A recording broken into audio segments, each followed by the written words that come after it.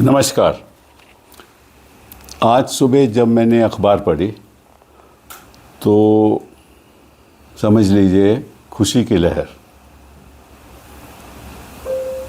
छा गई, क्योंकि प्रधानमंत्री जी ने आज उद्घाटन किया है। सेवा तीर्थ पीएमओ का उद्घाटन हुआ है। सेवा तीर्थ और कर्तव्य भवन, और आपको मालूम है पहले कर्तव्य पथ तय हुआ था।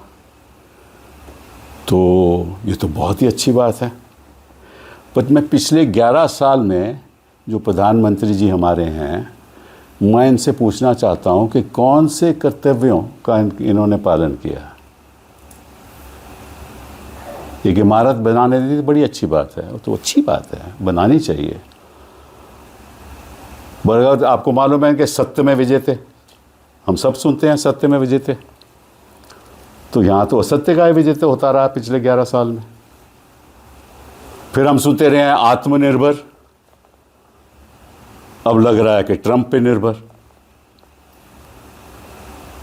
तो ये इमारतें बड़ी अच्छी हैं, ये बड़ी अच्छी बात है।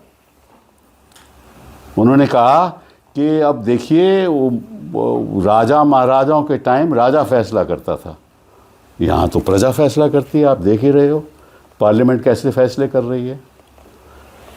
लीडर ऑफ अपोजिशन को बोलने नहीं देते। ये प्रजा है ना, प्रजा तय करती है। तो मुझे तो लगता है कि जैसे महाराजा फरमान देते थे, वैसे ही यहाँ फरमान चल रही है। तो कहने का मतलब ये है कि इससे देश का सुधार नहीं होने वाला, देश की जनता का सुधार नहीं होने वाला। हजारों बच्चे दिल्ली में कहीं और प्रदूषण से पीड़ित हैं। बच्चों को अस्थमा हो रहा है। चर्चा हुई पार्लियामेंट में। ये किसका कर्तव्य है?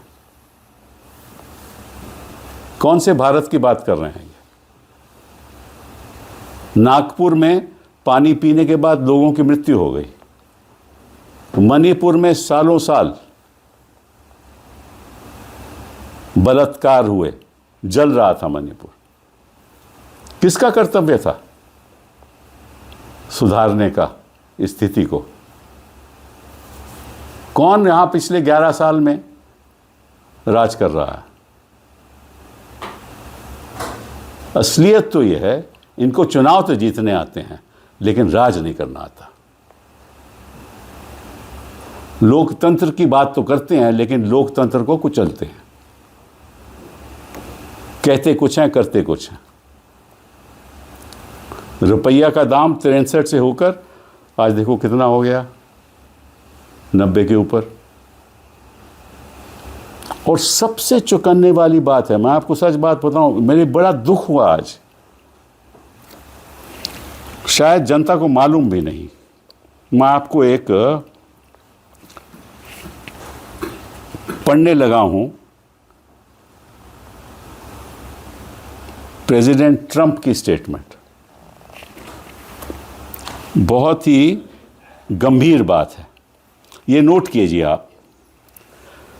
There is an executive order 14066। This is a statement by the United States of America on the 6th of February 2026. And just note, there is an executive order 14066. ये executive order क्या कहता है कि ये जो रशियन फेडरेशन है, यहाँ से कई चीज़ें इंपोर्ट होती हैं। हिंदुस्तान इंपोर्ट करता है, ऑयल इंपोर्ट करता है, हम ही नहीं करते, कई और देश भी करते थे। तो ये एग्जीक्यूटिव ऑर्डर कहता है कि इस इंपोर्ट को हमें बंद करना होगा। एक तो ये ऑर्डर है, और दूसरा ऑर्डर है एग्जीक्यूटिव ऑर्डर 14329। इस एग्जीक्यूटिव ऑर्डर के तहत अमेरिका ने, यूनाइटेड स्टेट्स ऑफ अमेरिका ने हम पे 25% की पेनल्टी लगाई थी। 25% का टैरिफ आपको याद होगा और 25% की पेनल्टी। बट 25% की जो पेनल्टी है ये एग्जीक्यूटिव ऑर्डर 14066 और 14329 से जुड़ी हुई है कि अगर आप डायरेक्टली या इनडायरेक्टली रशिया से तेल खरीदोगे तो हम आपके दोबारा 25% की पेनल्टी लगा देंगे। अब इन्होंने कहा है कि हम वो छूट दे रहे हैं हिंदुस्तान को, वो राहत दे रहे हैं 25% की पेनल्टी, क्योंकि अब हमें पता चल गया है कि हिंदुस्तान रशिया से तेल खरीदना बंद कर देगा। लेकिन ये चौंकाने वाली बात नहीं है, ये तो हमें पहले ही मालूम था। लेकिन इसमें जो ऑर्डर में लिखा है वो आपको मैं पढ़ के बताता हूं। They say, I have determined, that is Donald Trump has determined. I have determined that India has taken significant steps to address the national emergency described in Executive Order 14066, जिसका मैंने वर्णन किया, and to align sufficiently with the United States on national security, foreign policy and economic matters. मतलब कि हमारी विदेश नीति United states से अलाइन होगी, हमारी नेशनल सिक्योरिटी यूनाइटेड स्टेट्स से अलाइन रहेगी, हमारी इकोनॉमिक पॉलिसीज यूनाइटेड स्टेट्स से अलाइन रहेगी। ये ट्रंप ने America, United states of America से स्टेटमेंट दिया, इसीलिए हम 25% पेनल्टी छूट दे रहे हैं। ये लिखा है इसमें। तो मैं प्रधानमंत्री जी से और इस सरकार से पूछना चाहता हूं कि आपने क्यों यह किया, आपने क्यों ये बात मानी? आप तो कह रहे हो कि जब हिंदुस्तान की जो निर्णय होंगे वो इंडिपेंडेंट निर्णय होंगे, लेकिन ट्रंप तो आपको बोल रहा है कि आपकी इकोनॉमिक मैटर्स में, नेशनल सिक्योरिटी मैटर्स में और फॉरेन पॉलिसी में आपकी पॉलिसीज हमारे साथ अलाइंड रहेंगी। ये हमने निर्णय किया, तभी तो फ्रेमवर्क बनाया ना इंटरिम अरेंजमेंट का। तो मोदी जी किस कर्तव्य की बात कर रहे हो आप? किस सेवा तीर्थ की बात कर रहे हो? किसकी सेवा करना चाहते हैं आप लोग? हिंदुस्तान के इतिहास में कभी ऐसा नहीं हुआ कि हमारे प्रधानमंत्री या हमारी सरकार किसी के कहने पे हमारी विदेश नीति किसी और देश के साथ अलाइन रहेगी। कभी हुआ है? पंडित नेहरू ने किया, शास्त्री जी ने किया, चरण सिंह ने किया, देवगौड़ा ने किया, गुजराल ने किया, नरसिम्हा जी ने किया, राजीव गांधी ने किया, अटल बिहारी वाजपेयी जी ने किया, मनमोहन सिंह ने किया? नहीं किया ना। तो किस कर्तव्य की बात करते हो आप? किसका उद्घाटन कर रहे हो आप? कर्तव्य भवन का। और यह आपका कर्तव्य। मैं तो हैरान रह गया और कोई जवाब नहीं, कोई पार्लियामेंट में स्टेटमेंट नहीं इसके बारे में। पीयूष जी आकर कहते हैं, कॉमर्स मिनिस्टर आके कहते हैं कि हमारी जो आर्थिक स्थिति है वो कंप्लीटली सिक्योर है। सिक्योर कैसे है? सोयाबीन ऑयल हम उनसे इंपोर्ट करेंगे, सिलेक्टेड वेजिटेबल्स इंपोर्ट करेंगे, सेब एप्पल्स इंपोर्ट करेंगे, फ्रूट इंपोर्ट करेंगे, ट्री नट्स इंपोर्ट करेंगे। तो होगा क्या? और जो चारा है, एथेनॉल से बनता जो चारा है जिसको डीडीजी कहते हैं, वो इंपोर्ट होगा। तो चारा वो देंगे, नट्स वो देंगे, फ्रूट वो देंगे, और हमारे व्यापार का क्या होगा? हिमाचल में जो जो जो हॉर्टिकल्चर है, हिंदुस्तान में जो हॉर्टिकल्चर है, एप्पल का उत्पादन है, उनका क्या होगा? यही तो एम्प्लॉयमेंट जनरेट करते हैं। हमारी लगभग सारी रूरल एम्प्लॉयमेंट जो है, वही तो सारी एम्प्लॉयमेंट है ना। तो अगर ये उत्पादन ही बाहर से आने वाला होगा तो इन लोगों का क्या होगा? अनएम्प्लॉयमेंट और बढ़ेगी। ये तो मतलब कि एक दिखावे की बात है।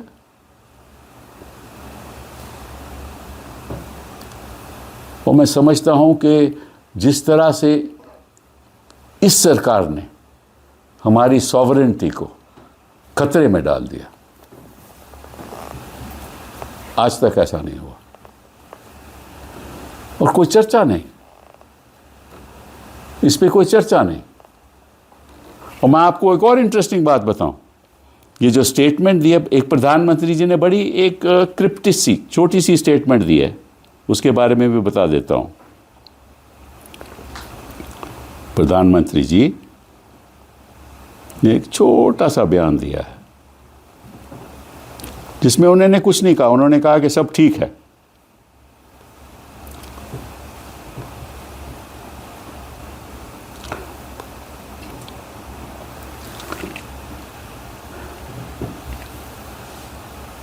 अच्छा, साथ साथ में ये भी एक बात हुई है कि उन्होंने ये भी कहा कि जो आपके टैरिफ बैरियर, तो जो टैरिफ है वो तो आप देखिए 50% था टोटल, पहले 25% पेनल्टी थी, वो ख़त्म हो गई। 25% जो टैरिफ था वो 18% हो गया। और उनकी जो वस्तुएं आएंगी, जो मैंने आपको उदाहरण दिया है जिनका, वो 0 पे होगा। तो फायदा किसको हुआ? फायदा किसको हुआ? अमेरिका को। और कपास है वो फ्री दे रहे हैं, 0 इंपोर्ट ड्यूटी बांग्लादेश को। अब पीयूष जी ने कहा कि हमारा भी ऐसे होने वाला है, पता नहीं कब होगा, कैसे होगा। अभी तो फ्रेमवर्क एग्रीमेंट ही है, अभी तो मालूम ही नहीं कि इस असलियत में होने क्या वाला है, क्योंकि बारीकी में तो कोई गया नहीं ना। अभी तो ट्रेड एग्रीमेंट हुआ ही नहीं, ये तो फ्रेमवर्क इंटरिम अरेंजमेंट है। तो नॉन टैरिफ बैरियर मतलब कि क्वांटिटेटिव रिस्ट्रिक्शंस, वो नॉन टैरिफ बैरियर मतलब कि अगर आप इतने सेब आप इससे ज़्यादा नहीं इंपोर्ट कर सकते, तो वो एक क्वांटिटेटिव रिस्ट्रिक्शन हो गई ना। तो वो भी बैरियर हट जाएंगे, because these are called non tariff barriers, वो भी हट जाएंगे।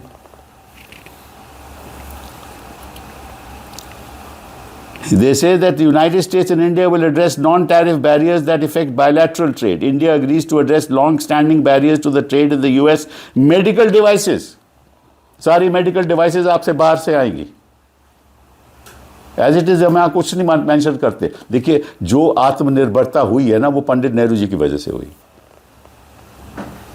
इसरो बना, DRDO बना, जो सैटेलाइट लॉन्च हो रहे हैं किन की वजह से? उनकी विजन से। इन्होंने क्या बनाया? कर्तव्य भवन, सेवा तीर्थ, कर्तव्य पथ। मत सड़कों से काम थोड़ी ना होता है, नाम बदलने से काम थोड़ी ना होता है। मानसिक सोच बदलो, सेवा करो देश की। ऐसे नहीं हो कि महुआ मोहतरा के खिलाफ आप एक फेक व्हाट्सएप मैसेजेस जरा चला दो, और आपके जो खास लोग हैं फोन करें पुलिस को, कोई जांच नहीं। फेक मैसेजेस भेजना, झूठ पे झूठ बोलना। मैं किसी एक व्यक्ति की बात नहीं कर रहा, ये आदत है, इन लोगों की आदत है। अच्छा, फिर communication technology, that is information and community, called ICT goods, they will come. No non-tariff barriers. And ये 6 महीने तक इन्फोर्स रहेंगे, और जो स्टैंडर्ड होंगे ये US स्टैंडर्ड होंगे और इंटरनेशनल स्टैंडर्ड होंगे। हम उस पर कोई बाधा नहीं डाल सकते, हम ये नहीं कह सकते कि ये स्टैंडर्ड हमें पसंद नहीं है।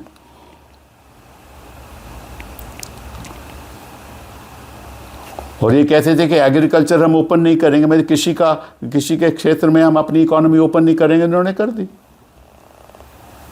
किसान का क्या होगा? तभी तो ट्रेड यूनियन और किसान पहली बार उन्होंने प्रोटेस्ट किया है, भारत बंद।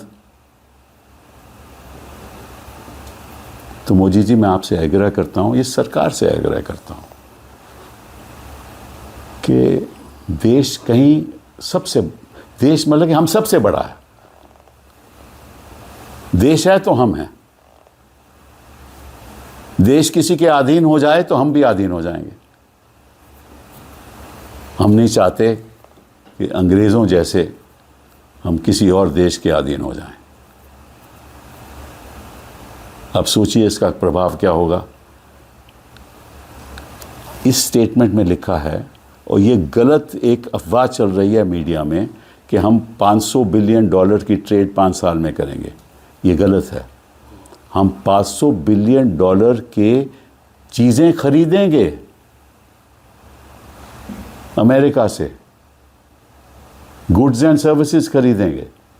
ये ट्रेड की बात नहीं हो रही, ये परचेस की बात हो रही है। जैसे डिफेंस में हम उनसे खरीदेंगे, वो $500 बिलियन होगा अगले 5 साल में। पहले कहा था हम खरीदेंगे, अब उसमें आ गया कि इंटेंट टू का मतलब है कि वी इंटेंड टू परचेस, कि हम चाहते हैं कि हम आपसे, और वो चाहते हैं कि हम उनसे उनकी $500 बिलियन की डिफेंस इक्विपमेंट और बाकी जो भी है खरीदो एयरक्राफ्ट वटेवर खरीदेंगे। क्या हम मतलब कि हमारे पास इतनी लागत है हमारे पास खरीदने की? 4%, 4.3% तो हमारा डेफिसिट है। कहाँ से खरीदेंगे हम?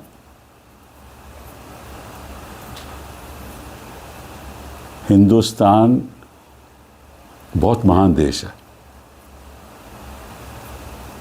और हम इसकी रक्षा करेंगे,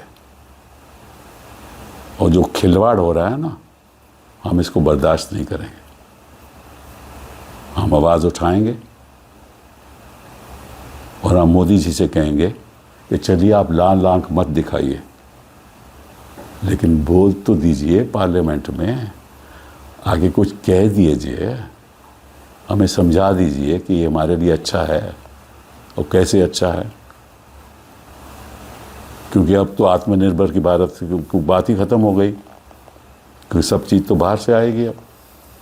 और मैं आपको और इंटरेस्टिंग बात बताऊं, मैंने कुछ इसमें एग्रीमेंट देखे हैं मलेशिया के साथ।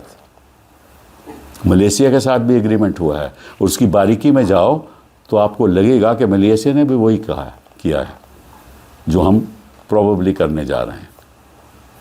हम तो चाहेंगे कि प्रधानमंत्री जी वाकई में देश की सेवा करें, तीरथ समझ के, और कर्तव्य निभाएं। बहुत बहुत धन्यवाद। People want in English, Sanjay, for South Indian media. Sir, the way the agriculture minister and Mr. Piyush Goyal have come out and really defended and also tried to explain in the sense that why Indians, particularly farmers and also members of the fisher folk community, are not at a loss, and there is a major confusion in terms of people being portrayed that they will heavily lose out if this deal really happens and entirely goes through. What are your thoughts on They that? would heavily lose out, but they said that we will not allow agricultural products to come into India. They said so, remember? They've been making public statements. Why have they allowed? They are talking about, see what they are talking about, I'll tell you. That DDG is the feed that comes out of ethanol, right? And that feed that can be given to fish and it's given to cattle. So therefore they are saying that that will become cheap. That is correct. We don't dispute any of that. But that is what is the, what is it called, genetic. That is the genetic food that comes, right? That's what it is. The end product of soya is genetics. And that's what they're going to feed. But that doesn't take away from the fact that apples will come. See, we don't need to import rice from America. America imports rice from us. And you know very well that as far as wheat is concerned, the Food Corporation of India is, is already overflowing. Its godowns are overflowing with wheat. We don't need any of that. We need to export meat. In fact, that is hurting the farmers because we don't allow them to export meat. So on the one hand, you are hurting farmers. Therefore, we don't need wheat from the US. We don't need rice from the US. So what is the US giving us? They are giving us what? We have to buy aircrafts. We have to buy defense equipment. And let me tell you another thing. You talk about security of India, okay? Let me just give you one fact, which people probably are not aware of. We all know, and that is part of the official records of this country, that this country needs 42 air squadrons to defend itself. 42 air squadrons. How many do we have? 26. 26. Which means we are short by 16 squadrons. Right? What have they done in the last 11 years? Even this morning, I found out that they were purchasing now Rafales in huge quantities, right? So what were they doing for 11 years? And what is Rafale? It's a second 2.5 generation aircraft. What does Pakistan have? It will have J-35 from the Chinese, which is a 5th generation aircraft. Even the Russians have not given us the 5th generation aircraft. And I doubt very much that the Americans will do. Do you feel this is a loss-making and an anti-India deal which we have? No. This is exactly opposite to the kartavya, to the duty that the Prime Minister is talking about, duty towards the nation. And I told you, I read to you those. That's very interesting, and I'll repeat it again in English because that's important for you.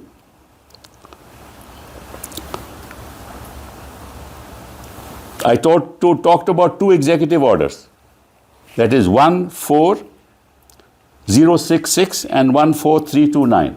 Now the 14066 executive order deals with Russia and the export of Russia oil. And that is to be prevented because the Americans have been saying you are buying oil from there, you are refining it, you are selling it, and that is giving money to the Russians and they are then financing the Ukraine war. This is the argument, right or wrong. I don't personally agree with that argument, but that's the argument they have made. And we have accepted it. Why should we accept it? Is it not in our interest to buy oil from wherever we want to buy? Why should we buy Venezuela oil? It is the worst kind of oil. Now, under this or Executive Order 1466, he says that the United States is clear that we are now following the diktat of the United States. And therefore, the 25% penalty which was imposed has been taken away. That's the 14329 executive order, right? Now, what does it further say? I have determined, that is Donald Trump has determined, that India has taken significant steps to address the national emergency described in the Executive Order 14066 and to align sufficiently with the United States on national security, foreign policy, and economic matters. So our foreign policy, our economic matters, our national security will now be aligned to the United States of America as a matter of policy. Why should we accept that? Why should the government of India accept that? Why should the foreign minister not make it clear? Why is the foreign minister always passing the buck to the commerce minister and the commerce minister passing the buck to the foreign minister? And the minister for oil is not speaking. The person who should speak and tell parliament is the minister for oil. No. He has not spoken. And the other people are just footballing the issue towards each other. And each of them saying, I don't know, you ask the other. So what's happening to my country?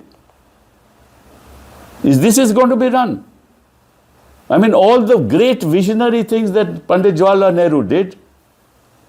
I mean, we wanted a strong industrial base for our own country. That's how public sector was invested in. That's how public sector came up, because there was no private sector investment available at that point in time, because there was no real private industry available. So we built an industrial base. We brought the Green Revolution. We became self-sufficiently in food grains. Right? We built the IITs. What is that done? Kartavya Bhavan is built. Seva Tirath is built. Kartavya Path is built. What has he built? He's inaugurated all the projects that were started by other governments. That's what he has done. Is this fair to my country? Is it fair to the people of India? So lastly, it's very ironic that while PM Modi and his entire cabinet had been pressing and repeatedly stating Make in India should be priority, but this is an absolute irony because The only make in India is the unique way in which elections are held and won. That is the make in India. Right? What is the make in India? I want to know. Telecom equipment not made in India. Mobile phones assembled in India, not made in India. Right? What is made in India are our satellite, vision of Pandit Nehru. DRDO, vision of Pandit Nehru. Atomic energy, vision of Pandit Nehru. Deal with the US, a nuclear deal, vision of Dr. Manmohan Singh. What is their vision? Kartavya. Kartavya of what? Apna. Satta paane ka kartavya. That is the Kartavya Path. Thank you.